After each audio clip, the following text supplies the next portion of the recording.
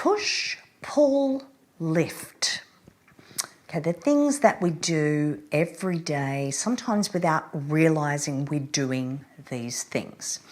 And it's something that I want to talk to you about to give you a quick reminder of things that you need to think about so that you don't keep re-injuring joints in your body, especially the shoulder, especially when it comes to the kitchen.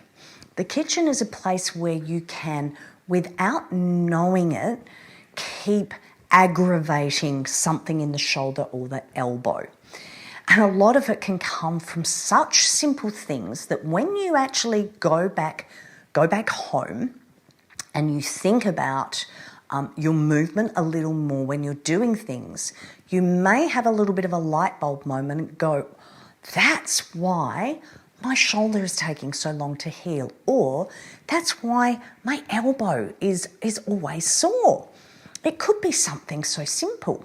And one of the things that it could be, so we'll talk about the shoulder and the elbow in doing certain simple things. It could be something you're doing in a workshop even. Lifting a heavy kettle with an outstretched arm is a no-no. If you keep your kettle at the back, once you've filled it, you do need to bring it forward. So you need to bring that base forward to you so that when you're going to lift it, you can keep that elbow tucked into the side and lift that kettle using your bicep. If you lift a heavy kettle like that, so if you lean out a little and then lift the kettle, you are putting so much pressure on your elbow and your shoulder. Okay, could be the thing that is aggravating that little injury or injuring your elbow. I used to do it. It was this elbow with the kettle. And then I had a light bulb moment going, I know exactly the only time it hurts, or the main time it hurts, is when I'm lifting the kettle. So I push my kettle to the back, but when I want to fill it, I bring the base out to the front, I fill the kettle with my elbow in, and I rotate like that with the kettle. I never take that elbow away from my waist. And then I just place that kettle back down, boil it, lift it, pour it, sometimes using the other hand, because the kettles these days don't get hot on the outside. So if it's a full kettle, that first bit, use your other arm to aid that first little bit coming out. Same as heavy pots. Anything heavy at all. Never lift anything with your arms outstretched. Always with those elbows tucked into the waist so that you're using your biceps. Heavy bags of shopping, the same. I'm going to stand now. I'm just going to push my chair to one side. So you stay seated. I just want to show you a couple of things just to make you think. All right, so you go to the back of the car, you get the shopping out. Some of you drag it out and just let it hang here. Or you do the worst thing ever, which is you stack the bags up your arms. Now, if you've got a couple and they're not too heavy, that's okay.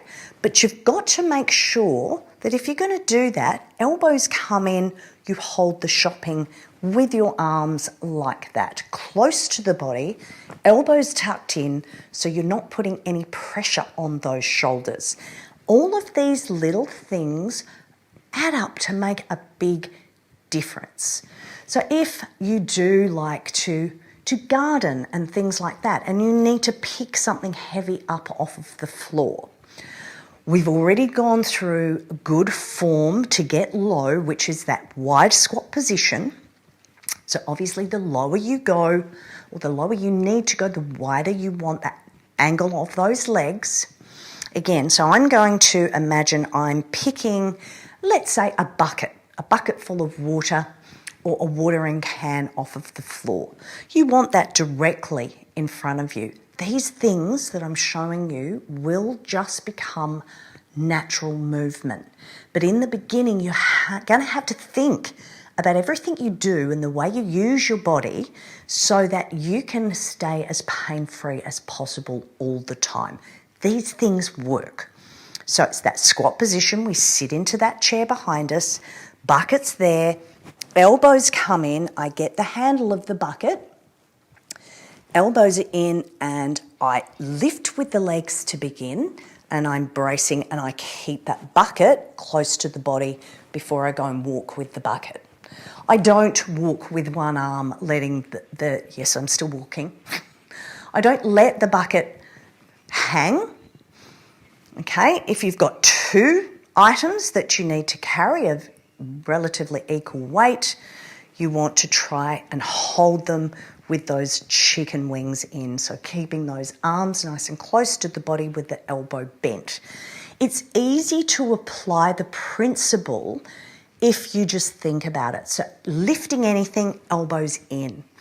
If you need to push something, let's say you need to move a piece of furniture, you may decide you want to vacuum under the couch. Okay, you can't get your vacuum cleaner under the couch and you want to move it.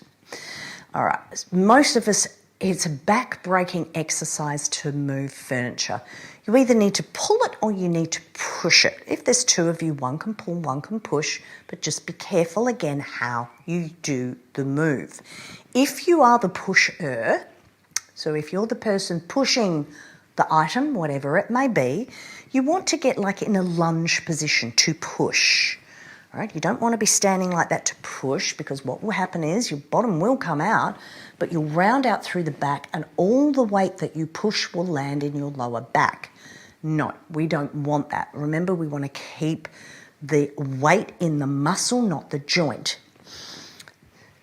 So a lunge type position, elbows in, and you push, elbows in. Use your biceps to push. Don't round out through the back and push like that. Your elbows come out. You're then pushing with the shoulder and the lower part of the back rather than having those elbows in and pushing like that. When you pull, so when you want to pull something towards you, it's that wide squat position, and you need to do it in little lots. Okay, you need to take your time with these things. So let's say it's a bench, you want to pull a bench. Same deal, those elbows come in, I have my palms facing up, then I'm using my biceps.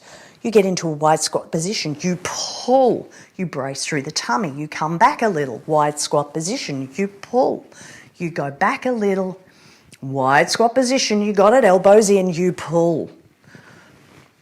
Pushing, pulling, lifting. Okay, whatever you're lifting, you must do it with your legs first, then brace through the belly and the arms to hold whatever it is to carry it. Never carry anything away from the body. I know I said that already, but I'm going to repeat it. Never carry anything away from the body. Never sit in your car in the passenger or the driver's seat and lean behind you to get something out of the back. Don't ever do that again, because even if you're just picking up a very light handbag, the shoulder is not designed to lift in that rear lifting position there. Get out of your car, open the back door, get said item out of the car, and then off you go on your journey. If you injure these babies, once you're over 50, you have a very long road ahead of you for that injury to heal itself. In the meantime, you have trouble sleeping,